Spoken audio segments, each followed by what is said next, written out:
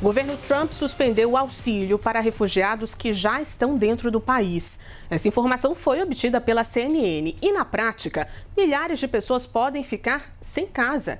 Quem nos explica em detalhes é Priscila Yasbeck, que vai chegar por aqui ao vivo para contar todos os detalhes para a gente. Agora sim, Pri, muito bem-vinda, que bom conversar com você de novo. Conta para a gente porque essa medida pode atingir um grupo muito significativo nos Estados Unidos. Exatamente, Ju. Muito bom falar com você também. Boa noite a você, a todos que nos acompanham. Essa medida que suspende, então, os recursos para as agências que prestam assistência aos refugiados e que chocou muitas dessas agências. Inclusive, algumas organizações conversaram com a CNN e uma delas falou que essa medida pode levar alguns refugiados a ficar sem moradia, a ficar sem teto, e eles falaram que é completamente sem precedentes esse tipo de medida e que nada parecido com isso já aconteceu. Uma medida que deve afetar dezenas de milhares de refugiados, incluindo afegãos que ajudaram o governo dos Estados Unidos na guerra ao terror a partir de 2001.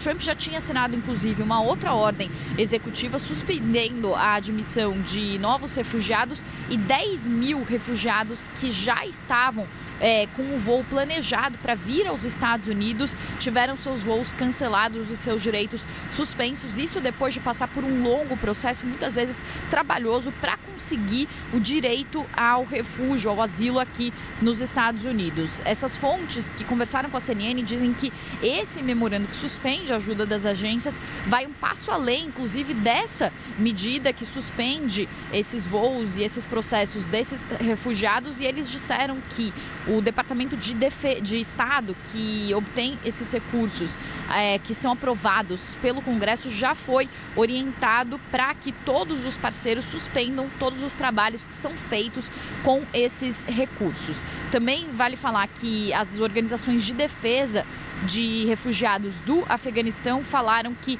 eles entendem a necessidade do governo Trump de reavaliar as prioridades, mas falaram que os programas de afegãos deveriam ser isentos para evitar uma crise humanitária, falando que esse é um problema solucionável e que eles estariam prontos para trabalhar com a administração Trump. Antes dessas medidas, Ju, também outras medidas já tinham sido tomadas por Donald Trump para que ele conseguisse cumprir a sua promessa de acabar com a imigração ilegal nos Estados Unidos. Isso, uma promessa que ele fez de iniciar esse processo já no seu primeiro dia de mandato, e ele fez exatamente isso. No primeiro dia à frente da presidência dos Estados Unidos, ele assinou um decreto encerrando a cidadania por direito de solo, ou seja, cidadania para pessoas que são filhos de imigrantes, mas que nascem nos Estados Unidos, gerando, inclusive, um bloqueio por parte de um juiz de Seattle que diz que essa medida é inconstitucional, já que esse direito de cidadania por nascimento está previsto na Constituição.